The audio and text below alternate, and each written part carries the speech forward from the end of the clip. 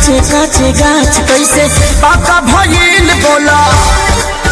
हाँ बोला का बोले रतिया सुहाग वाली काका भइल बोला। काचे काचे गाछ कैसे पाका भइल बोला।